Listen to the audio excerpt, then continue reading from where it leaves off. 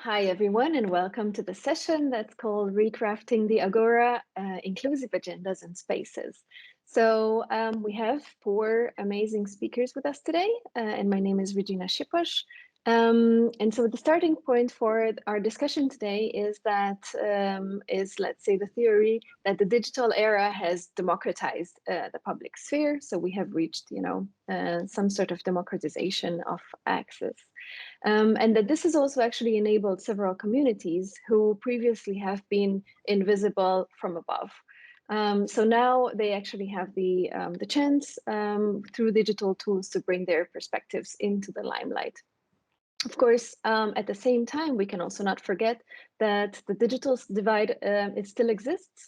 And we've seen with COVID that the gap has even gotten deeper.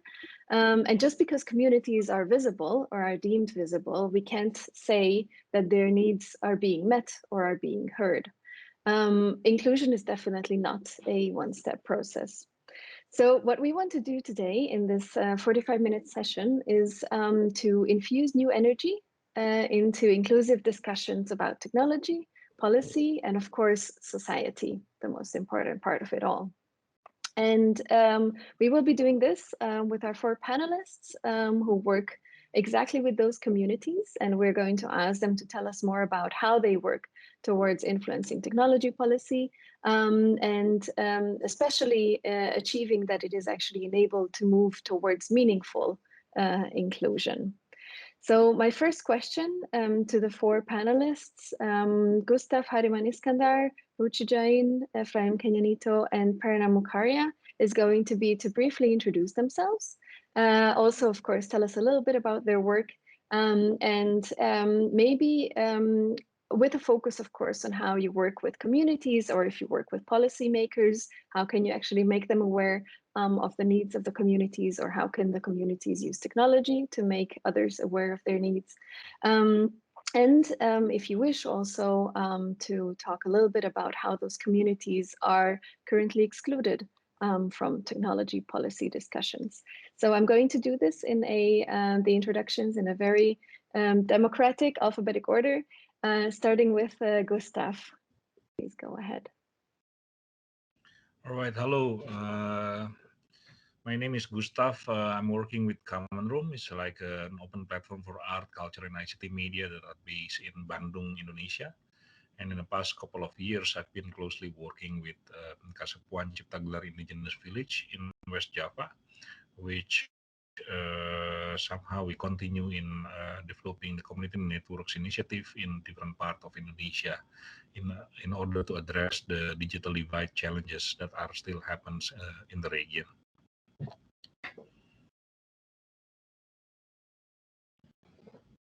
Fantastic. Thank you very, very much. The floor is yours, Ruchi. Hi, I'm Ruchi Jain. I'm the founder and CEO of Taru Naturals. Taru is an organic brand, and we work with small-scale farmers across India. So we basically build value chains. So we provide training in natural farming. Then we have the supply chain on technology, so blockchain, the supply chains on that, and then we create fair trade markets. So we connect the small scale farmers to different sources across India, and we also export. So we have like an e-commerce portal, and we have different channels of selling. Yes. Fantastic. Thank you so much. Also moving ahead the sustainability agenda. And next, please, Ephraim, introduce yourself briefly. Thank you so much. My name is Ephraim, Percy Kenyanito. I'm a lawyer from Kenya. I work on technology, media, telecommunications law, and I have been covering Africa region and globally slowly over the last couple of years, working on these issues with policymakers and with grassroots institutions and grassroots partners, trying to ensure that their voices are heard from the grassroots to the global space. And I am very excited to hear from everyone and just to engage in this panel, because I see a lot of people doing different things in the panel. So I look forward to very fruitful conversations. Thank you so much. Absolutely, exactly. Thank you so much. And of course, last but definitely not least, Prerna. Thank you, Regina. Thank you for having me. Hi, everybody. I'm Prerna, and I'm the founder of Outline India. Think of me as a data collector in the development sector, in the social impact space. We've done about some 20,000 villages in India. We've recently started working in parts of South Asia. And our goal really here is to take the voices of the communities to funders, to donors, to governments, and to policymakers so that they can enact policies that make sense at the grassroots. So if you're setting up a social program, that social program can enable things for these communities, for these individuals, whether it's across rural areas or even urban areas or even peri-urban areas. And in the last 2 years, we've been working on this tech piece that's called Track Your Metrics, which, as the name says, is to enable partners, donors, not-for-profits, even individuals and researchers to figure out whether their social programs are really achieving the goals that they set out to achieve. Thank you, Regina. Fantastic. Thank you so much. And as Ephraim already said, it's really lovely to have a panel with such diverse backgrounds, really. And you're all working in different places with different communities on different matters. But I think that there is some commonalities between you, especially when it comes to translating the needs of those communities, let's say, for the outside world, whoever the decision makers might be that you work with. So we have a few guiding questions for today, and I'm really impressed how fast the introductions actually went. So we will have even more time for the actual discussion. Let's see how that goes digitally. Right, so something that we talked about was, of course, this idea of inclusion already in the decision-making process. Who is it really who can actually decide what technology issues are important, how they are debated, and who should even be a part of the debates? So my question around this topic in general would be, if you see anything going wrong when technologies are designed and deployed, or even policies around technologies, how are those technologies regulated, or how should they be regulated? Critique is of course always welcome. And if you have any concrete stories, then of course those would be very interesting too. Gustaff, please go ahead. Well, thank you. Well, from my point of view, of course, the user is always the center point of how we can reflect or critique on certain issues in terms of technical or technology developments. But in the process, of course, there is always challenges. Just earlier this month, we taking part in Southeast Asia Internet Governance Forum, where we're trying to encourage the multi-stakeholder approach in terms of how we organize or we govern the internet ecosystem in larger sense. A few days ago, I just moderated the discussions between governments, civil society organizations, as well as journalists and people in general, discussing about the Peduli Lindungi. Is a tracking applications for COVID-19 pandemic outbreak that are being released by our government. The main concern is, of course, in terms always in the area of data protections and including the safety and security of the applications. It is quite interesting how our government is quite open and trying to develop a dialogue in between different stakeholders. But the case is we never it is never been clear how the critique and input to improve such applications can give an effect, an immediate effect, because it is always a longer process. In the past, I think took an examples on how the traditional farmer community develop tools or technology. It can be very simple. They can just make their own tools for their own purpose. But nowadays, I think things are becoming more and more challenging and more complex. A lot of people are involved, not only the users, there is also governments, industries, and the whole ecosystem, where dialogue and collaborations is always been a big challenges. But of course, again, I think the user should be the center point of how issues around technology can be raised. But multi-stakeholder approach is also important to make sure that all parties that are relevant for the whole process is being involved and discuss the whole issues on the table. Absolutely. Yes. Thank you so much. I really, really appreciate that. I feel like often, especially in technology, things have to happen fast and things have to grow and be developed very, very fast. And so there's just rarely any space for especially discussions like that, right? Ephraim, would you like to say, respond to that?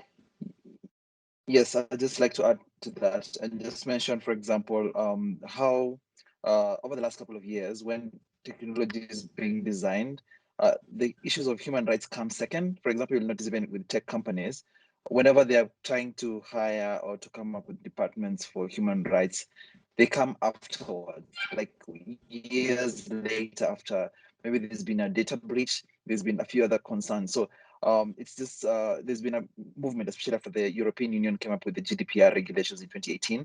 There's been a movement of the world towards privacy by design, but then for me, I'd like to expand that and be like human rights by design, whereby whenever you're designing any technology, trying to consult various people who are experts, so that not just because right now laws, for example, even in Europe, there's been the last couple of years, there's a mandatory human rights due diligence across various countries. There's a move towards people thinking about human rights by design when you're coming up with something right from the bottom up, and not at the far end of that data breach. You've already lost and customers and consumers.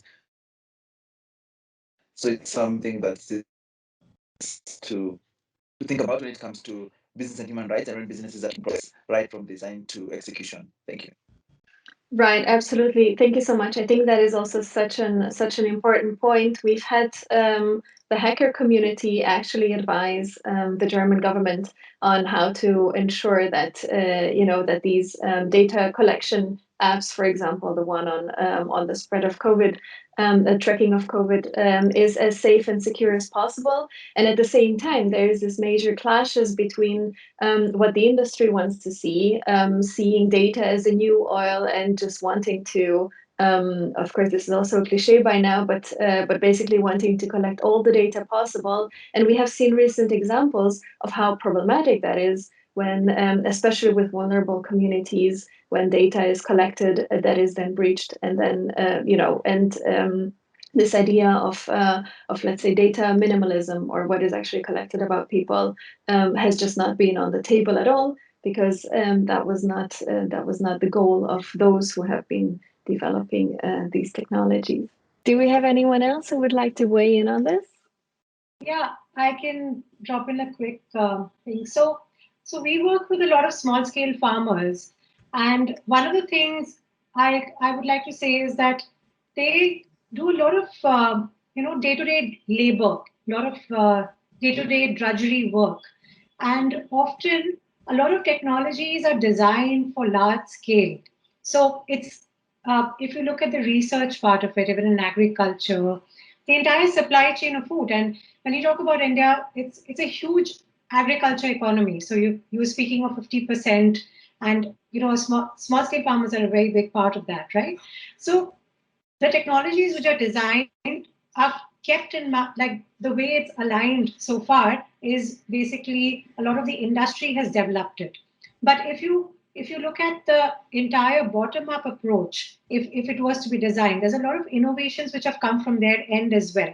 So if the policy was to be designed from the from the government level, it ideally would have kept all the technology policy from, say, a small scale point of view, which would actually help the supply chain, which would decrease the drudgery part of it, and then also increase income. So you're talking about cascading effect right from the last mile to, say, the small scale farmer.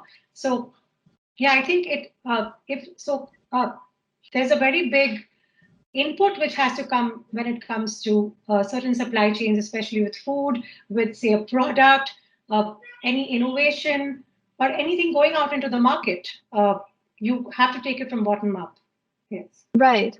Yes, exactly. Thank you so much. And that actually takes us to our next question. I think this is so important what you're saying here, and it's just addressing how technology development and also policy making often feels actually very, very disconnected from those from the ground realities of exactly those communities, right? Who can really just add so much value to development of these things. So if do you have any ideas how policy could actually better integrate the views of grassroots, the learnings of the people themselves, how they could be meaningfully included, not just through, like citizen participation where they take a lot of time and give input, but then their voices are not really heard or not really built in.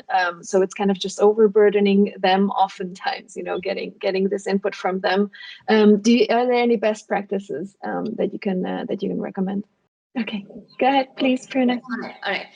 So I think, a big part of what we do in my firm is really about ensuring that the policies that the government is making or the social programs that are made aren't really, made by individuals just sitting in offices, that they are very, very well connected with the individuals or the communities or the areas or the locations or the stakeholders that they are meant for, right?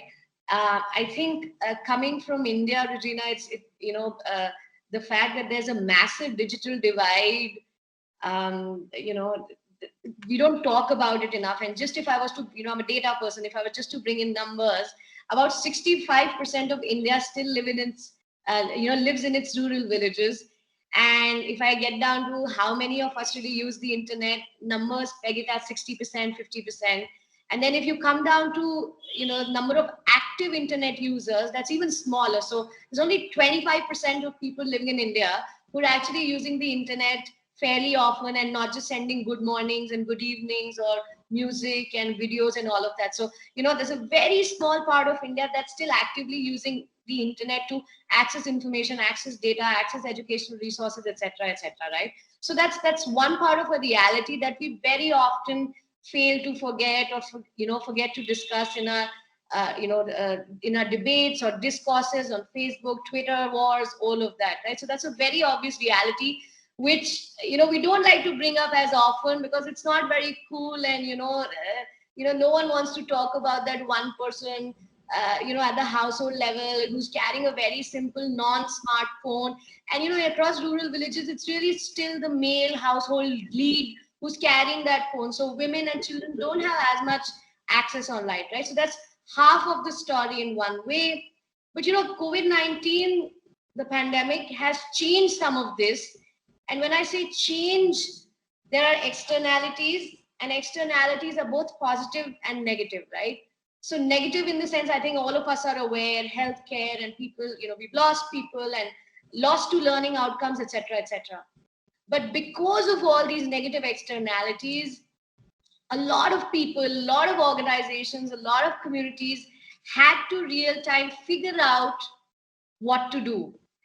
And because a lot of these policies and resources were really geared towards helping or assisting the most vulnerable, which in the case of India is maybe 65% of the population, we had to figure it out very quickly, very real time, using technology as an enabler.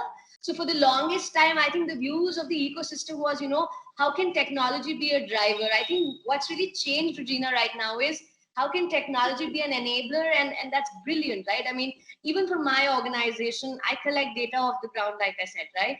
But I couldn't mobilize people. I couldn't send out people to meet people. And so we had to figure out how to do, telephonic surveys. We still can't do online surveys, of course, because then you're not talking about this superset of India. It's not subset, it's superset, right? Because that's a majority of us, right? And so, even for somebody like me, we started using our tech piece to figure out how to reach these people, right? Now, I want to take a couple of examples to make this more real, right? We've been doing a couple of healthcare studies in the pandemic, which centered around vaccine hesitancy. So there are these healthcare workers who are, they're called ASHA workers. These are hired by the government, and they are based in different villages and different communities. And they each now have a smartphone.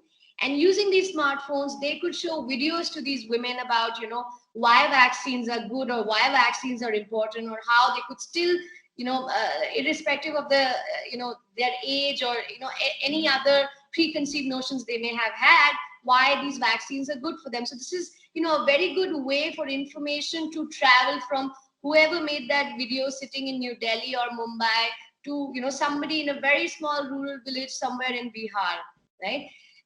Again, we did this big study for the government of India, wherein the government was very keen on figuring out loss to learning outcomes. So I want to say that there is this cognizance, there is this recognition among government bodies. Listen, we understand a lot of our students are sitting home.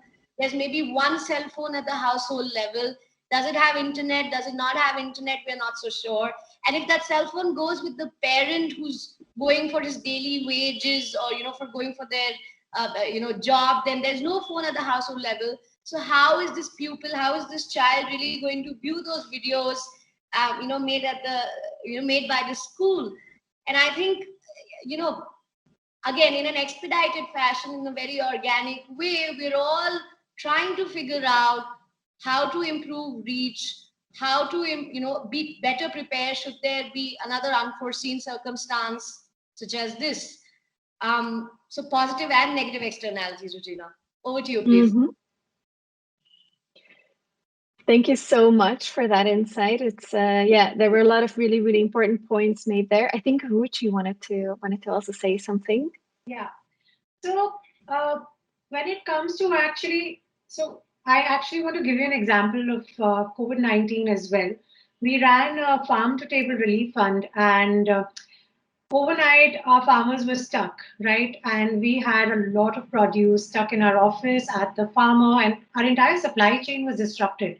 So essentially, trucks coming in, trucks going out from different parts of India. So we work across 10 states in India, which is like literally a lot of space, a lot of expanse, right?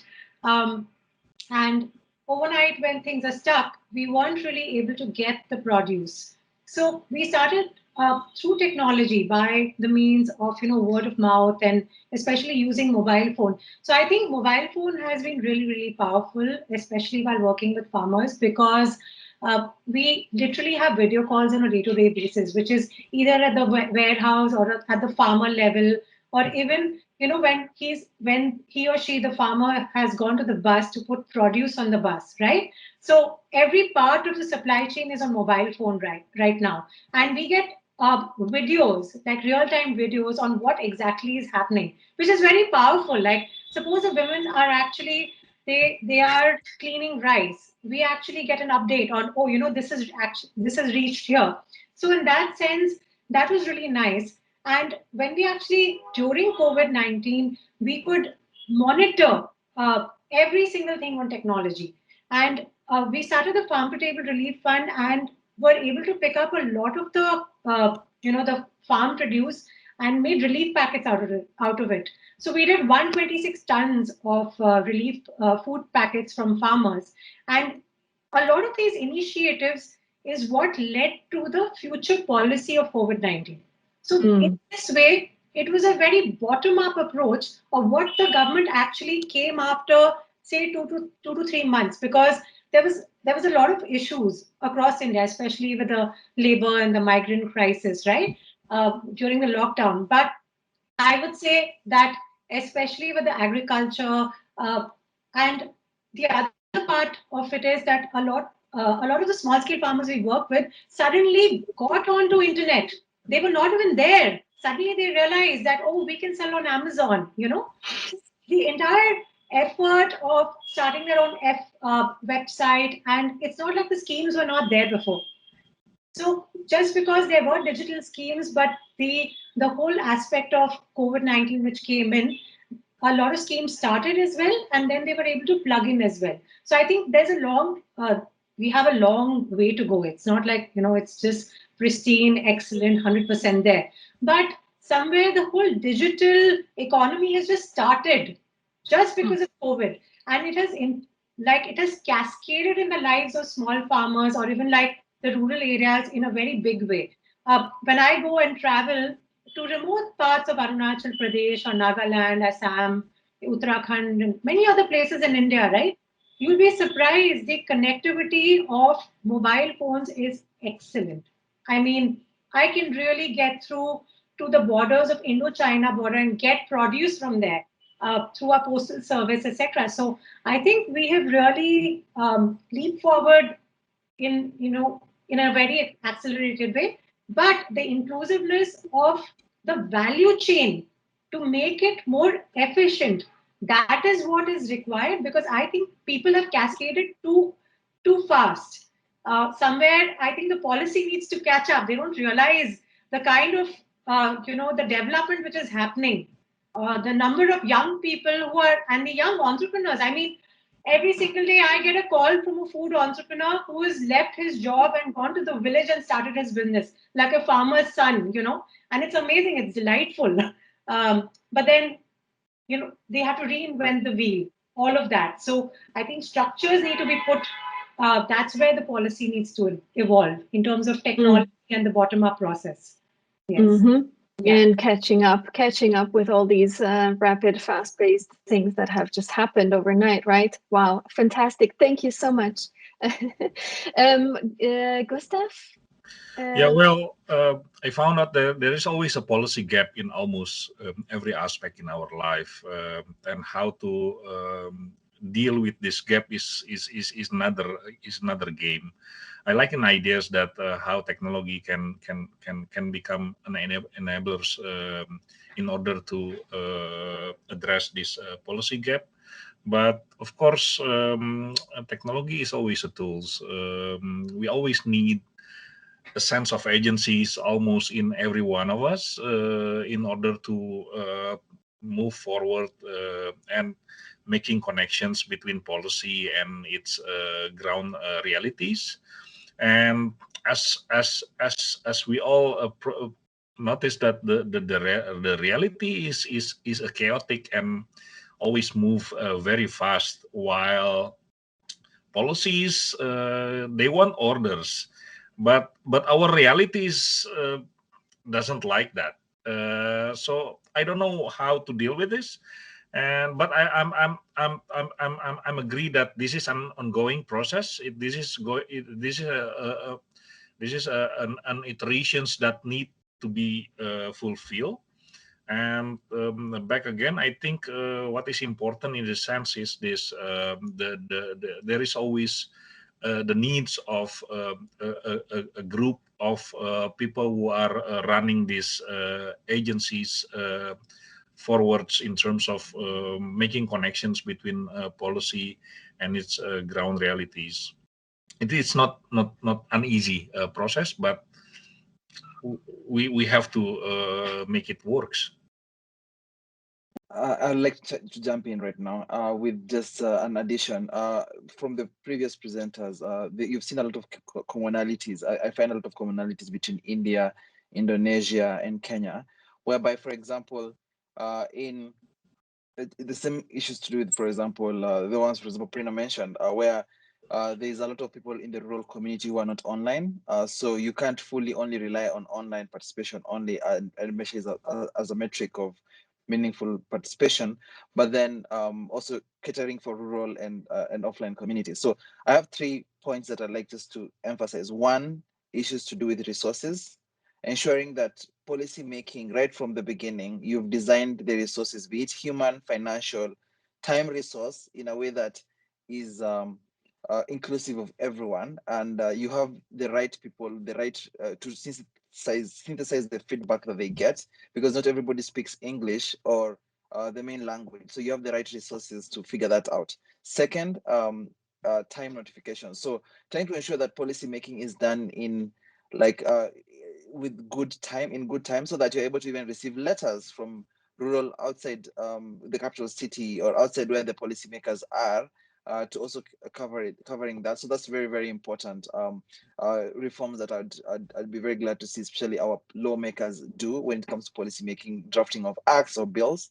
And then the third bit is the issue of trying to ensure that all this, which is still linked to the first and second, the issues to do to ensure that it's as in there's a lot of information literacy. So this information literacy would ensure that there's more, the quality of the feedback that you get is of good quality. So continuous building of capacity to ensure that there's information literacy among citizens, among all various people, so that you're not just making policy in an echo chamber and in silos. So that's just the feedback that I'd get, and I'd be able to give those three key things. So information literacy, resources, and ensuring that time there's good prior notification for citizens to be able to engage in from the grassroots to the top. Thank you. Thank you very, very much. What I'm kind of hearing, and this might sound provocative, especially to the policymakers, but that because citizens, grassroots, just society as is has really, really stepped up in this super turbulent time of COVID, right? And I did feel also while I was doing my research that people are kind of getting impatient with their governments, with the policymakers, and so on and so forth. So I actually wonder, Ephraim, if maybe the skills building might be needed on the policymakers' side as well, especially when it comes to reaching and listening to your citizens and such. Let's say in order not to become completely obsolete, right? Because what I'm hearing is that right now the policy, because things have been happening so fast in the world, policies and policymakers have become a little bit obsolete, if I might use that word. From the practitioner's perspective, I feel like you have a lot of really, really good insight on how you can actually reach exactly those people who might not be reachable. I think Prerna has had a lot of really, really good examples of reaching people not through digital tools. Of course, especially for policymakers, it's always the easiest to use those digital tools because then you have the data, then you can work with it. It's kind of straightforward, right? But citizen participation has been a thing before. We had all the different digital tools as well. So just going back, circling back to this question, I think if you were a policymaker, what would you do? How would you hear from your constituents in a meaningful way so that you can act fast in their interest? Well, our biggest challenge is the politics of listening, we have social medias, we have technologies, but most of the time what is happening is people just gathering the noise and start losing to hear the real voice. And in terms of data, I think it is really easy to collect data nowadays. But to make decisions that are based on data is another thing, because the political process is always, of course, the policy, like the evidence-based policy is the big buzzwords. But in reality, it is really challenging to make that happen. But still, I think it is an important things that need to push forwards. All the voice is important, the data is important. I think data, the policy making process should base on real voice, real data, not only the noise, right? Thank you. Yeah. If I can draw from what Gustaff said, Regina. So again, given that we collect a lot of data, and a lot of this data is very sensitive. So I have data sets from 15, 16-year-old mothers, underage girls, or we might have data sets on domestic violence, or we might have data sets on why a social policy didn't work. So very sensitive data, right? And at least in India, there's been a big move towards trying to formulate laws and policies around who owns this data, when can this data be purged. And for instance, organizations such as mine, deemed as fiduciaries of data, do we really own this data? Till what date am I allowed to own this data? And can retrogressively, so let's say I collected data from somebody in 2017, in 2019, should they decide they don't want me to have ownership of this data, can they submit a request to me that, Outline India can no more use my data point for so-and-so research? But what does that mean for organizations such as mine, right? If I've already published or, given next steps to another organization, how can I really even put this in place, or how relevant are some of these policies, right? So there's a lot of debate going on, especially in India, in a developing country context, wherein I'd like to say that the government of India is trying to loop in a lot of stakeholders, a lot of organizations such as ours, to try and understand what might make sense in a research context, in a business context, in a commercial context, and even for startups. I remember 5-6 years ago, we collect qualitative data, quantitative data, and again, participatory research methods wherein we go to a village or community, talk to them. We sit down and draw a map of the village with their insights so that, we can understand perception of distance, time, and what their ecosystem looks like to them, and whether Google Maps might reflect something completely different. But, that's again us using maybe behavioral research or game theory or psychometric tools to better understand what these people want, right? And I remember at one point we were trying to use drones to collect some aerial data, and 5-6 years ago, India didn't have any rules or policies around, what's allowed, what's not allowed, but there were loopholes. In the last 3-4 years, though, we've come a long way. We have a separate sub-body within the government, etc., to try and help startups, etc., really figure out who will own this data and what policies like, and it's going to be an evolutionary process, right? We can't wake up one day and hope for all of it to be figured out. It's going to be a learning process with its challenges in place. I mean, again, I remember last year we tried helping the state government, and they said, listen, during the first wave of the pandemic, we collected data sets around education, around health, around livelihoods, loss of livelihoods. Now we need some advisory on how we can club all of this together so that we can send out insight at a very granular level. So they were willing to reach out to an organization such as ours, maybe to a startup such as ours, to better inform themselves. And I think that's a big change right there, right? The fact that there exist a lot of tech tools, but I think one big problem to me is information asymmetry. There exists technology, there exist platforms. No one simply knows about them, especially not-for-profits, smaller organizations, ones who could really use these. They don't know that these entities exist. And present day, I know for certain that the government of India is working on just making this big list and sending out email blasts to a lot of these organizations. So I think there's a big move towards looping in startups, organizations, private stakeholders in terms of better informing ourselves. Over to you, please. I'd just like to, really great insights, Gustav and Prerna. So the space I come from is we have typical training programs in a village. Yeah.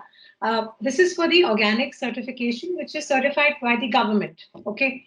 So right there, the government has a channel of certifying organic farmers and collects a lot of data by the farmers through the certification program. Now, what happens is that when we have the, the organic, natural farming courses, we are given forms, we also have to digitize it, but the farmers will not digitize it, right? So we have to go through the entire exercise of digitizing it. And we came up with a very simple vernacular regional language form, which they fill out. So just by making it very simple, this is something which we have brought up, which we have come up with. But ideally, it would have been very nice if it was an initiative by the government itself, just to make it, because how do we know that the other organizations are deploying something like that to actually collect that data during the training program? So that is the first thing. The second thing is there is a lot of duplicity of that data. If I'm giving it to the certification organization, now if I give my organic certificate to somebody else, they will use my certificate to certify themselves as organic. And then that, of course, the information is going up in a portal, right? But at the end, there's a lot of privacy issues. So therefore, that's why we came up with the whole blockchain thing, and we're doing a pilot right now, because this is personal data, right? Why would I actually expose all the small scale farmers? Because they have indigenous seeds, they have so much plant breeding material, they have such innovative technology, agriculture practices. Of course, it should be open source, it should be used by others, but I also have to protect the data just for the interest of the farmers, right? I can't have some MNC, or I mean, I'm not sure how else the data would be misused. So I'm just saying that is the second thing when we talk about it. Okay. The third thing is that I personally feel that during the pandemic, I felt we should have had like a distress call kind of a resource. So I know of so many farmers we could not reach during our farm to table relief fund, or just by the method of how we work these days, right? So if there were effective, and I know that social media is there, there's apps, etc. But good old calling, or like a helpline number where people can just come and they can just talk and speak about their problems, where small legal issues like property issues or any other policy issue or any information they want, that can be resolved over just a call, So I think that is a very, very effective way of reaching out to people. So yeah, and lastly, over to you, Regina. Yeah. No, please do wrap up your thought, please. Yes. So lastly, I think even if you're creating fancy ways of collecting data through mobile applications, etc., there needs to be checks of that privacy, which is very important. And at the end, we'll also define and design the policy, right? So that anybody who wants to give their data needs to be 100% sure. Only then will there be like an open pollination, if you speak about it in a seed language. Right. Thank you so much. Because we only have 2 minutes and Perna has to leave, I would like to move over to the wrap up. Ephraim, I promise you that in the next session we have together next year in Delhi, I will give you an extra 5 minutes. If that's okay, I would like to ask you, Prerna is the first one because you have to leave. I think this conversation could go on forever. I hope that maybe next time we will actually have some policymakers there who can also react, who we can have a conversation with. But yes, I would like to ask all of you for a quick closing statement. What was in today's discussion, very brief discussion, what was the most important idea or sentence or something, the key takeaway for you? Prerna, the floor is yours. Thank you. I'll keep it super short, Regina. I think it was really good to know, everybody's viewpoint on the fact that we have technology and then we have these communities, and we want these communities to consume technology, but simply to protect their best interests, it is imperative that we have very clearly laid out guidelines to protect their interests while ensuring that we can expedite the adoption of technology. Thank you. Yeah, thank you very much for that. Would like to continue, Ruchi? Yes. So I think there needs to be more people from the grassroots coming out and speaking about their ideas, more so beyond just social media and emails, etc. I think if there's a way of reaching out through radio and unconventional ways of collecting data, then I think their voice will be heard way more. So I think that's something which needs to be explored beyond just the fancy apps and mobile applications. Yeah. Absolutely. Yeah. Thank you very much. Yeah. Yeah, I would like to go next. So for me, I would just like to reemphasize one, ensuring that this is done from a user-centric point of view, and second, human rights by design. Those 2 points would solve a lot of things, because later some things are found to be defective because you never considered the user very well, or the human rights impact very well right from the beginning. So we need to build these 2 right into every process and every product that we come up, be it a policy product. Thanks so much. Thank you very much. Yeah. Gustav?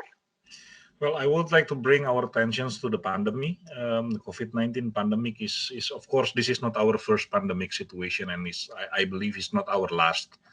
And in the sense of technosphere and the technology,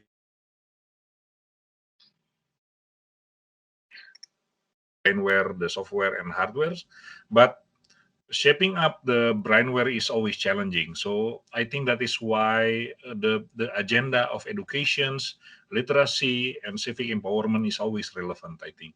And in the future, it's I think nowadays it's becoming more and more relevant to support the civic empowerment, to educate the people, and to bring the literacy agenda as the common things that are accessible by anyone.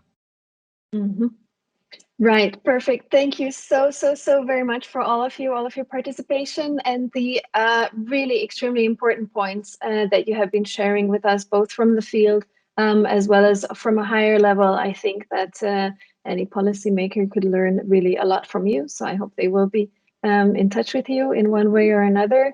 And yes, human rights first, literacy first, people first, and then we can talk about the technology. Thank you very much, everyone. All right. Stay healthy.